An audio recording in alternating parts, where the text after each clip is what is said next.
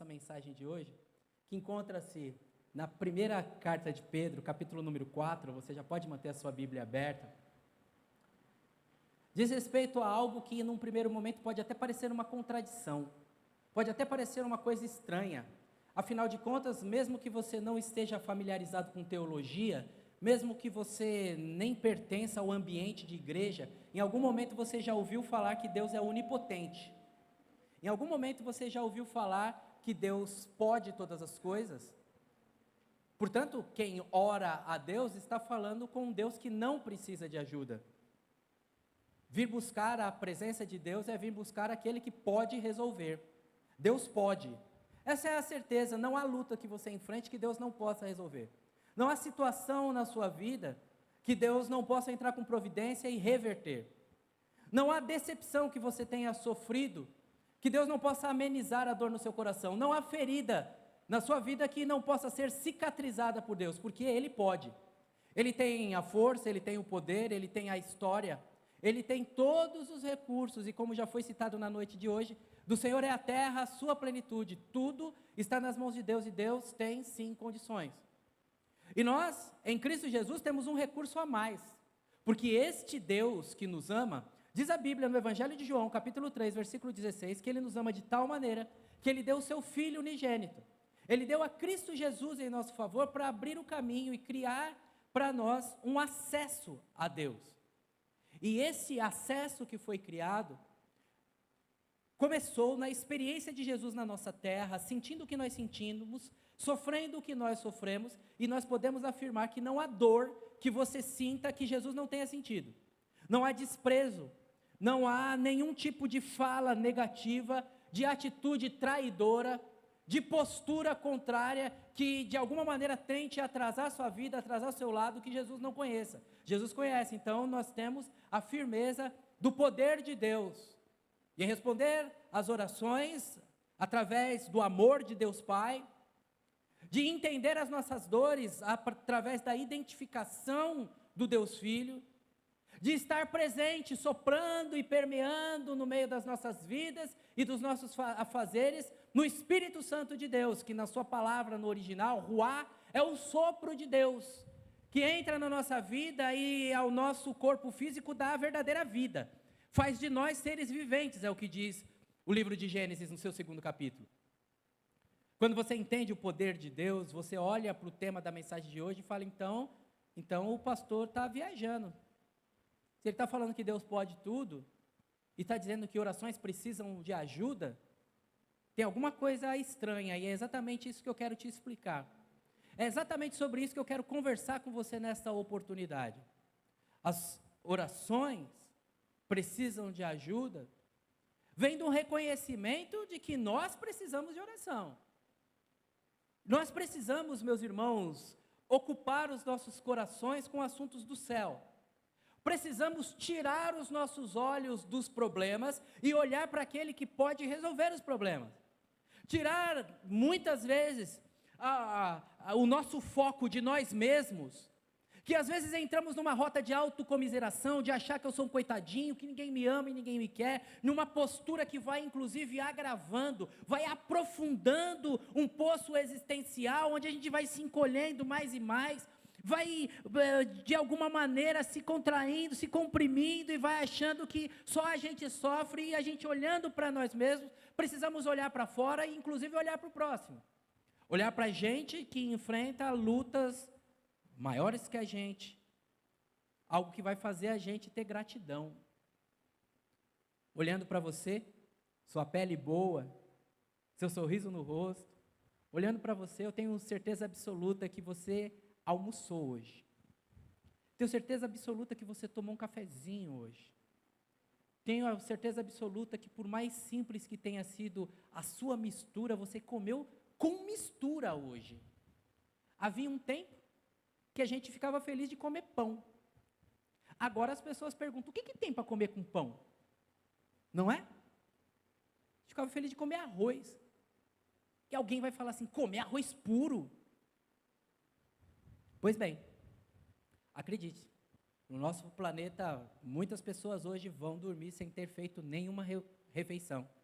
Existem lugares no nosso planeta que pessoas fizeram um bolinho de barro para, de alguma maneira, enganar o estômago. Então, orar também é tirar o olho de si e olhar a situação do outro, e nesse olhar despertar em nós uma gratidão por nós estarmos bem e despertar em nós uma responsabilidade de ajudar, porque de repente eu falo essa questão da fome e a sua mente vai em outro continente e quem sabe próximo de nós tem pessoas passando fome. Pois bem, nós precisamos da ajuda da oração. Nós precisamos nos ajudar em oração, porque às vezes a luta fica muito grande, às vezes a palavra nos foge, às vezes a gente não tem forças para orar. E ter um parceiro de oração é uma coisa importante. Todos nós precisamos de oração. E por vezes, precisamos de ajuda de oração. E é tão bom quando às terças e quintas-feiras, às 8 da manhã, irmãos estão reunidos aqui na igreja orando por você, pedindo para que Deus guarde você no seu trabalho. Você não sabe, é algo invisível, é algo que nós nunca vamos conseguir materializar. Mas as orações, elas estão organizando situações na nossa vida numa dimensão que a gente não pode imaginar. Se você tem um tempo livre, venha para o culto de oração às terças e quintas, às 8 da manhã. Nas quartas-feiras nós oramos também. Talvez você esteja num momento que nem tenha palavras para falar. Pastor, eu nem tenho palavras, eu nem tenho forças. Eu começo a falar com Deus e parece que eu estou falando sozinho. Você precisa de ajuda de oração e tem pessoas aqui que querem te ajudar em oração. Pessoas que estão olhando para a sua vida e querem ver você bem. Sim, todos nós precisamos de oração e, por vezes, precisamos de ajuda em oração. Mas o tema da nossa noite não é nós ajudarmos aos outros em oração. O tema da nossa noite é dizer que oração precisa de ajuda. A oração por si só é algo bom, inclusive a ciência tem identificado isso. E vou falar uma coisa que pode parecer até estranho para alguns, mas o meu compromisso aqui é pregar para você e expandir a sua mente, te dar autonomia e ajudar você a lidar com as várias ciências, com as várias questões do nosso momento. E o nosso momento em que a física newtoniana, ela abre espaço para uma nova visão da física e começa a ficar muito popular assuntos ligados à física quântica, é um momento que os homens têm identificado que tem algo para além desse plano material aqui. Existe uma vida invisível e inexplicável. Uma das experiências de laboratório da física quântica diz respeito ao método das duplas fendas. Quando numa sala isolada, uma placa com uma fenda tem um feixe de laser, que nem esse pontezinho meu aqui, passando na fenda. E as pessoas do lado de fora, e um dispositivo conta quanto de luz passou ali. Os cientistas observaram, os cientistas conseguiram medir que a quantidade de fótons que passa, mesmo estando ali, a mesma fonte projetando, a mesma luz, quando tem alguém olhando, o que passa pela fenda é uma quantidade. Quando a pessoa para de olhar, muda a quantidade. E qual foi a conclusão? A conclusão trazida ao conhecimento da comunidade em geral. As coisas mudam em função do observador. Isso é um dos princípios da física quântica. O observador muda o evento. Pastor, o que isso tem a ver com o nosso assunto? Bom, imagine que uma coisa é eu mudar a página da Bíblia com a minha mão.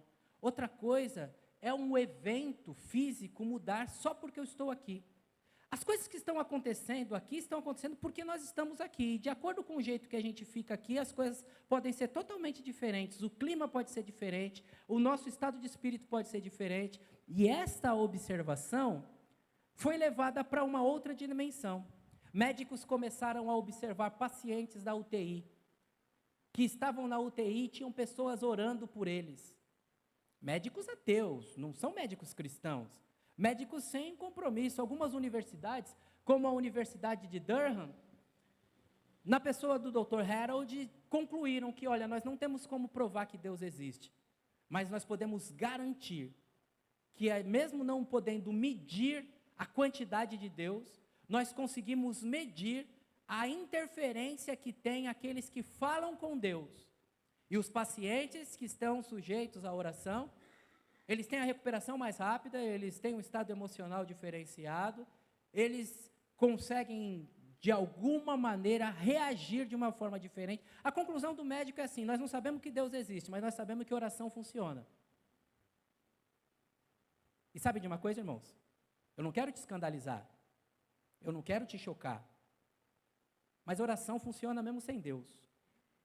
A pessoa pode pegar um pedaço de cristal e começar a orar por um pedaço de cristal, alguma coisa pode acontecer ali, por ele estar focalizando ali a fé, colocando confiança naquilo, alguma coisa pode acontecer por causa dessa oração. A oração funciona sem Deus. A grande questão, assim como você vê em alguns posts, em algumas cidades, né? Traga o seu amor de volta em 7 dias, né? A grande questão é que no cristianismo, nossa preocupação não é resolver problema daqui. Não é ter um pensamento positivo que vai dar certo, e às vezes dá certo mesmo.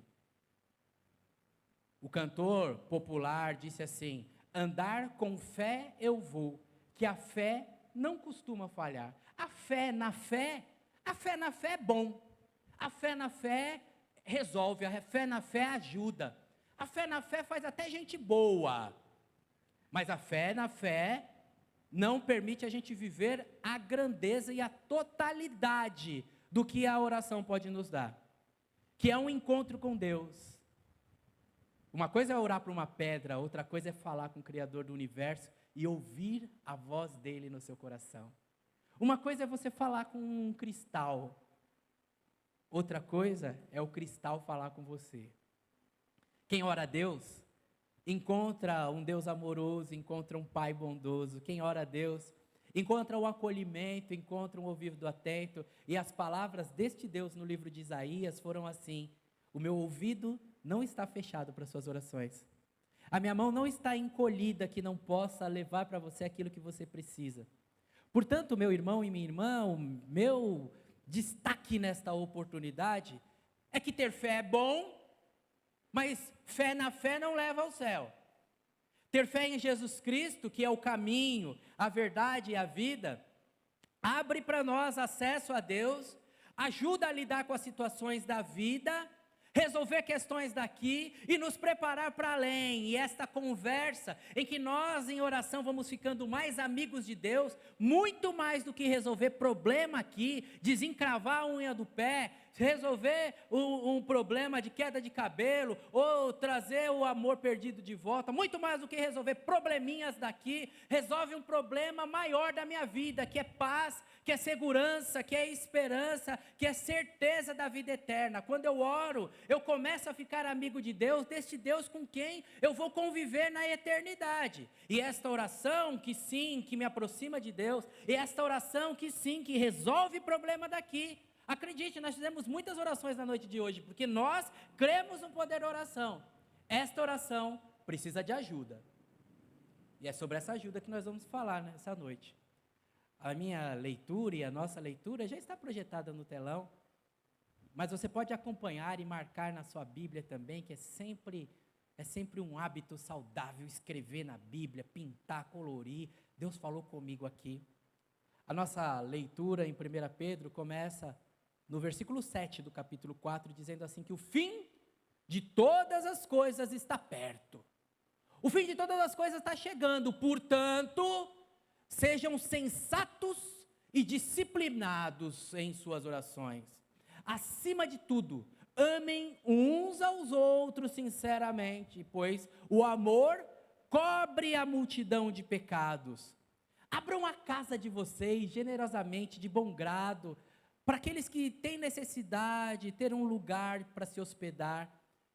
Deus concedeu um dom a cada um, e cada um que tem esse dom deve usá-lo de maneira dedicada, responsável, servindo aos outros. de bom grado, sendo um dispenseiro desta múltipla e variada graça de Deus. Os meus grifos, que eu já coloco em branco ali, já dão para você mais ou menos uma colinha, né? Você que está aqui todo domingo já vai pegando mais ou menos um método. É uma maneira até de ajudar você a estudar na sua casa. Eu tenho que pegar um texto da Bíblia, tenho que pegar palavras-chave, pegar conceitos-chave.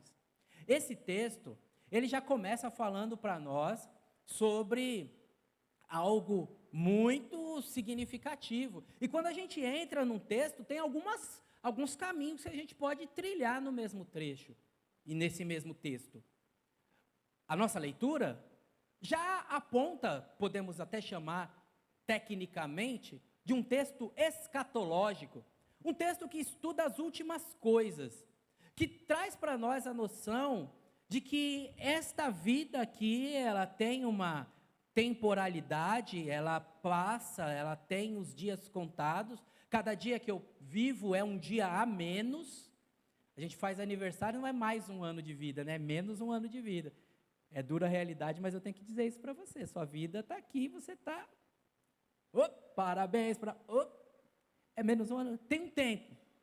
E esse estado de coisas, esta terra onde nós somos habitantes, também tem uma temporalidade, porque ela é material, tudo que é material tem começo e tem fim. Pastor, quantos mil anos vai levar? Quantos milhões de anos vai levar? Isso aí não é comigo, isso não é problema meu, isso é problema de Deus. O problema é você saber que, como nós passamos por essa temporada de pandemia, como algum fenômeno climático pode fazer chover milímetros a mais e causar tragédias em muitas dimensões e muitas perdas, uma variação de 1 grau muda tudo. A variação de 1 quilômetro na proximidade do Sol frita tudo. Então, essa terra tem um fim, e a gente poderia entrar nesse texto para falar sobre o fim de todas as coisas. Mas este texto que fala sobre o fim de todas as coisas, ele também fala sobre um começo, no advérbio portanto. Portanto, já que as coisas estão acabando, então, já que o fim está próximo, portanto, faz alguma coisa em seu favor. E é nesse caminho que nós vamos caminhar. Nós não vamos falar do fim, nós vamos falar desse novo começo. Portanto, na tradução Almeida, revista e atualizada, que alguns de vocês podem estar usando, esse texto fala para nós uma expressão que tem a ver com o tema da mensagem. Ele diz assim: o fim de todas as coisas ele está próximo. Sede, portanto, criteriosos e sábios para o bem das suas orações.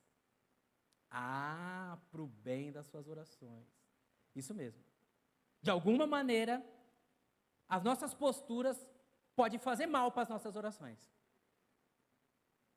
De alguma maneira, o jeito que eu olho a vida, o jeito que eu lido com os meus negócios, com as pessoas, com a minha esposa, com a minha casa, com as situações do meu dia a dia, podem impedir minhas orações, fazer mal para minhas orações. E é sobre isso que eu quero falar, porque é um conceito que permeia o livro, a carta de 1 Pedro. 1 Pedro não é a primeira vez que Pedro fala esse negócio de que, isso atrapalha a sua oração. Se você tiver uma memória boa, vai lembrar quando a gente falou no capítulo 3, versículo 7, quando a gente falou dos maridos. Maridos, olha, o jeito que vocês tratam suas esposas para que as vossas orações não sejam impedidas. Eu preciso que você saiba, tem coisa que impede a oração. Tem prática que atrapalha a oração. Anula a oração, invalida a oração, tampa os ouvidos de Deus para não ouvir nossas orações. Por isso que no livro de Isaías, no capítulo 1, Deus falou assim: quem que pediu esse negócio que vocês estão fazendo aí? Essas músicas que vocês estão cantando, essas rezas, essas orações que vocês estão fazendo, esses dízimos, quem que pediu isso aí? Eu não estou reconhecendo nada disso. Porque o jeito que as pessoas viviam anulava todo o culto que eles mantinham. Portanto, orações precisam de ajuda. Você precisa falar com Deus, mas você precisa ajudar também. Não é ajudar Deus, não. Deus não precisa de ajuda. A sua oração, que precisa de um empurrãozinho para ir ao encontro de Deus. A sua oração, que precisa tirar o obstáculo que está impedindo dela ser ouvida por Deus. E é sobre esses obstáculos que nós vamos falar de uma maneira muito rápida e muito objetiva. O primeiro deles, que impede a oração, é uma postura má, uma postura injusta, uma postura desequilibrada. Justiça ajuda as orações. Uma pessoa justa, ela faz com que qualquer tipo de embargo, qualquer tipo de fala, qualquer tipo de acusação no mundo espiritual, isso aí ele não merece não, seja anulado e fala assim, não, ele é meu filho, ele foi justificado por mim, ele desfruta da minha justiça. E aí caminhamos junto com este olhar para a questão dos maridos que eu acabo de citar, para que você olhe para além da relação conjugal, para que você olhe como relações de poder. Lembre-se que nos dias da Bíblia, nos dias do texto que foi escrito no primeiro século, as relações de matrimônio eram relações também de patrimônio. A mulher, ela era propriedade do marido. Era uma coisa muito mais para ser levada para o cartório de bens, de ser tratado como uma escritura, do que uma coisa romântica, uma coisa de amor, de encanto. Por isso, quando a palavra de Deus está falando para os maridos tratarem bem as mulheres, ela está falando de uma relação de justiça, de alguém maior tratar bem alguém que socialmente é menor, de alguém que é o provedor tratar bem alguém que é dependente, de alguém que tem privilégios tratar de maneira correta alguém que de certa forma é desassistido. Naquele tempo, hoje as mulheres trabalham, hoje as mulheres têm independência financeira, mas o conceito é válido, e o conceito vai para além do matrimônio, de alguém que tem privilégios, tratar bem alguém que não tem privilégios. Se uma pessoa é injusta e começam a pipocar nos noticiários relações de trabalhos análogos à escravidão, se alguém é injusto, essa pessoa não pode orar a Deus, irmãos. Em meio à sua injustiça, a sua injustiça anula qualquer religião. Portanto, se você tem uma relação, seja patronal, se você tem uma relação, eu lembro, a Bíblia ensina você corrigir a criança com as palmadas, mas isso não é uma justificativa para espancamento. É tão difícil esse conceito, porque as pessoas pegam a Bíblia e elas usam a Bíblia para aquilo que elas querem, elas não fazem uma análise correta, uma análise inteligente, uma análise justa da Bíblia. Porque a Bíblia fala para ensinar o menino o caminho que deve andar. Então, a correção, ela vem depois que ensinou. Tem pai que quer corrigir, mas não ensinou. A correção, ela deve estar focada naquele que é corrigido. Eu tenho que corrigir para o filho ficar melhor. A correção não tem um foco em aliviar as tensões, em castigar, em colocar para fora a sua ira. Quebrou o meu bem, agora eu vou descontar em você que você quebrou meu celular, sabe? E aí as pessoas falam, não, a Bíblia manda bater, eu apanhei muito do meu pai. Calma, calma, você tem que aplicar as coisas da maneira correta, da maneira certa. Deste recurso de correção, não é para aliviar a sua tensão sendo um espancador. E você sabe que tem pais abusivos e espancadores. E talvez você até tenha sido vítima disso. Talvez você até tenha tomado um soco, talvez você até tenha apanhado como se bate em adulto. Quando a Bíblia fala de uma varadinha na perna, justiça é quando o maior trata o menor com igualdade. Se você não é capaz de fazer isso, agora está na moda, né? Eu não sei se entre nós temos algum irmão, temos irmãos entregadores, mas está ficando muito na moda, e você vai ver em alguns noticiários, entregadores que vão num condomínio, e o cara está lá no condomínio, no 4º andar, no 5º andar, no 8º andar, e quer que leve o lanche lá em cima, e o cidadão não tem como deixar a bicicleta na portaria. Talvez você tenha visto isso no noticiário. Mas para além da discussão, tem uns caras machão que está descendo e está batendo no entregador, irmãos. O mundo está ficando ignorante. Talvez você tenha visto, não é um caso ou dois casos. O entregador está indo lá levar uma pizza e toma um couro, apanha. Injustiça. Injustiça é do panaca que fala assim, sabe com quem que você está falando? Injustiça. Alguém que acha que porque tem dinheiro, porque tem título, porque tem uma graduação, porque tem anos de igreja, seja o que for, se acha melhor do que os outros. Injustiça. Se você é uma pessoa injusta, as suas orações estão ficando no meio do caminho. Pessoa arrogante, sua oração está ficando no meio do caminho. Deus, diz a Bíblia Sagrada, resiste ao soberbo, mas dá graça e resposta para o humilde. Quer que as suas orações sejam respondidas? Busque na justiça de Deus. E se você ainda não teve o encontro com Jesus, a Bíblia diz assim, justificados, pois, mediante a fé, temos paz com Deus, disse o apóstolo Paulo aos irmãos de Roma. Ou seja, é Jesus quem nos atribui justiça.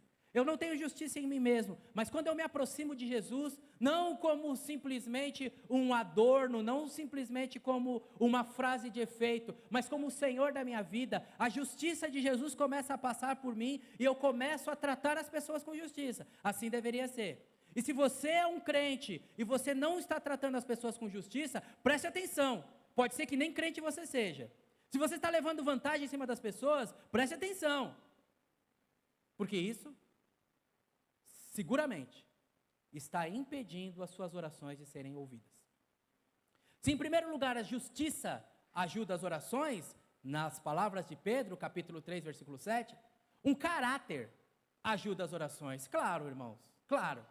Um mau caráter. Essa semana eu conversava com um amigo em São Paulo e eu falei uma coisa brincando para ele, e essa coisa que eu falei brincando para ele, eu guardei para falar aqui com você. Eu falei assim, se Deus abençoar isso aí, Deus se queima, hein? Entendeu, irmãos? Vou falar de novo. Se Deus abençoar, Deus se queima. Porque Deus, irmãos, não tem parte com erro.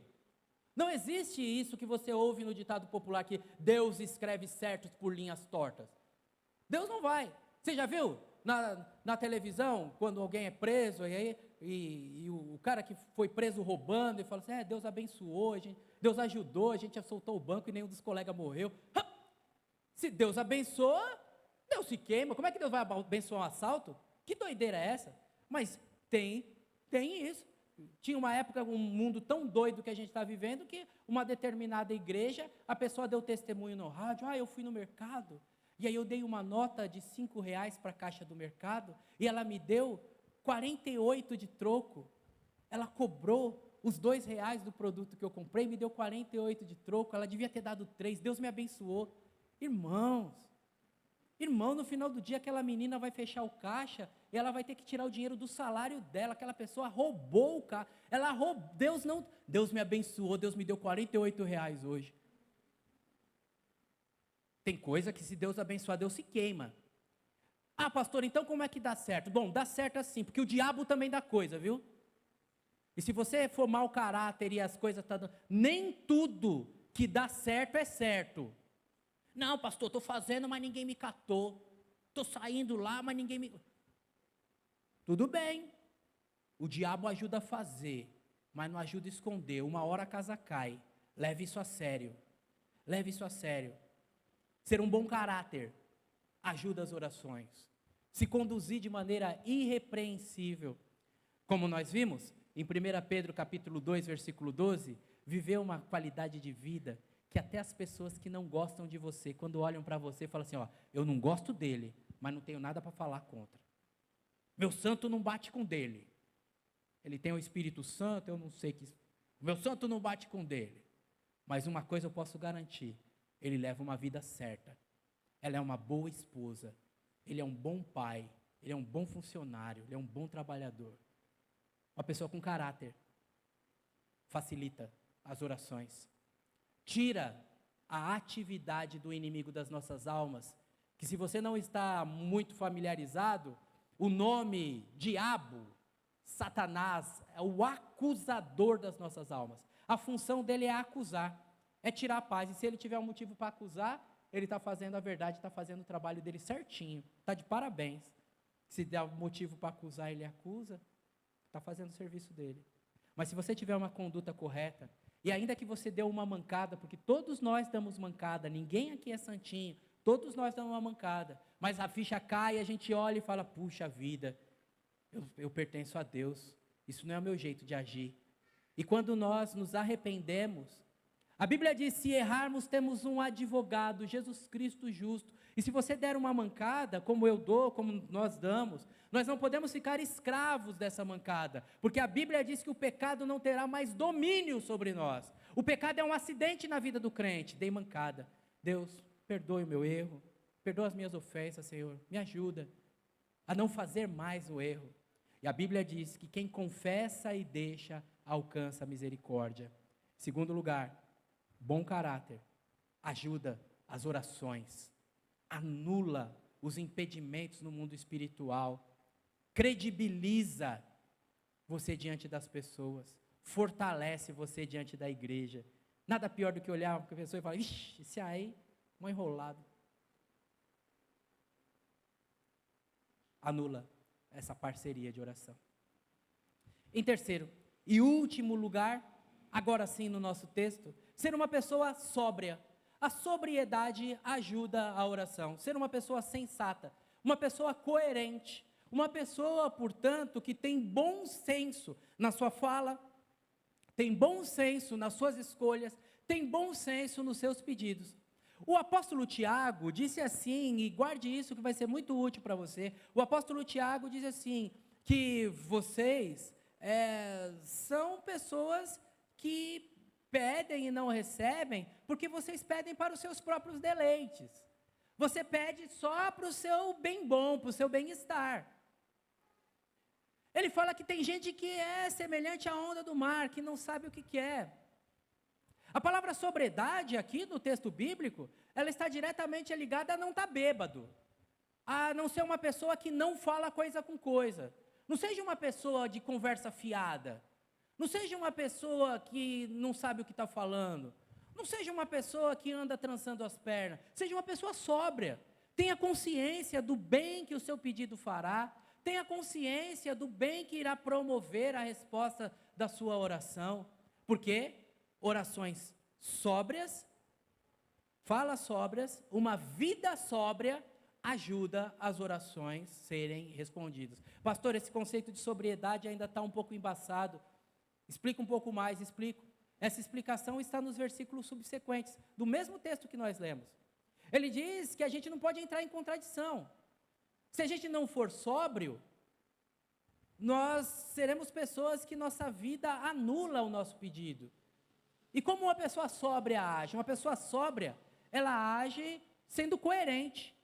Se ela fala de amor, ela tem amor intenso. Está lá no versículo número 8. Tem amor intenso uns pelos outros.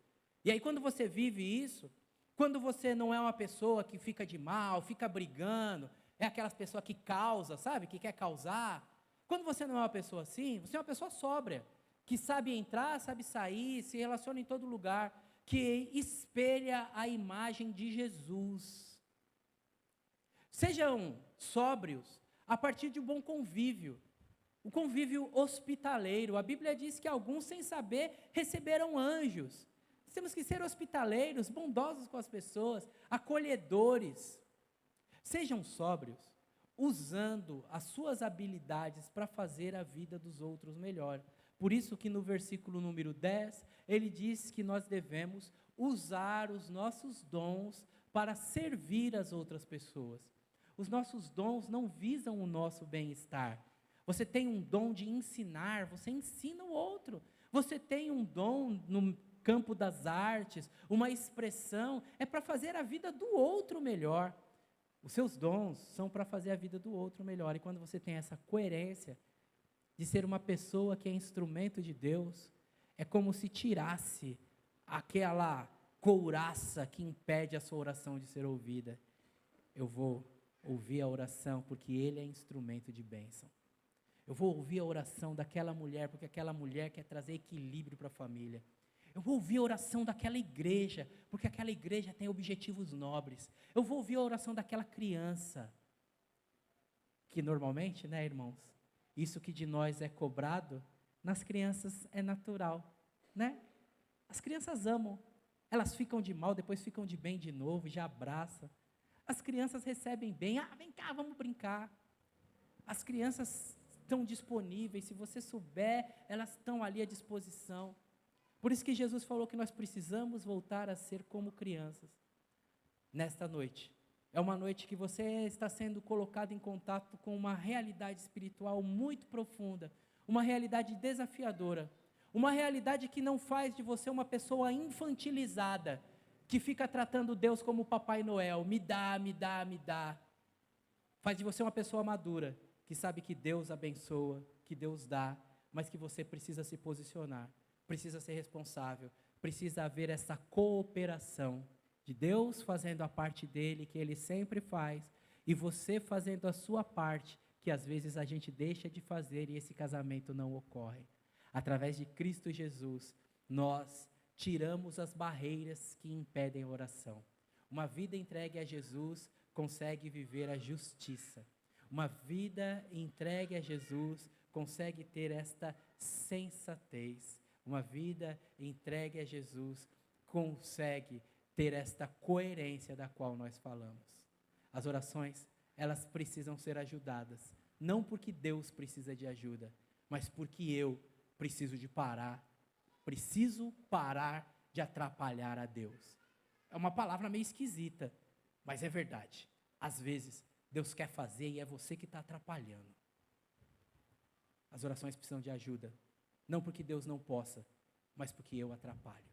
Nessa noite, encontramos um caminho para que a gente possa trilhar esse encontro, essa paz e essa harmonia com Deus.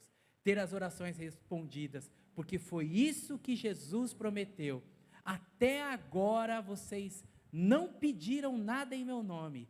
Peçam para que a alegria de vocês seja completa. Nesta noite eu quero afirmar para você, o Deus que responde orações está aqui, e Ele há de responder as suas orações. Coloque-se alinhado com Ele, chame a Jesus para ser o seu mediador diante do Pai, e viva esse privilégio das orações respondidas, da paz com Deus, do coração leve, de quem cada vez mais e mais está crescendo, não só para resolver os problemas daqui, mas para se aperfeiçoar em intimidade, para encontrar com o Senhor na eternidade.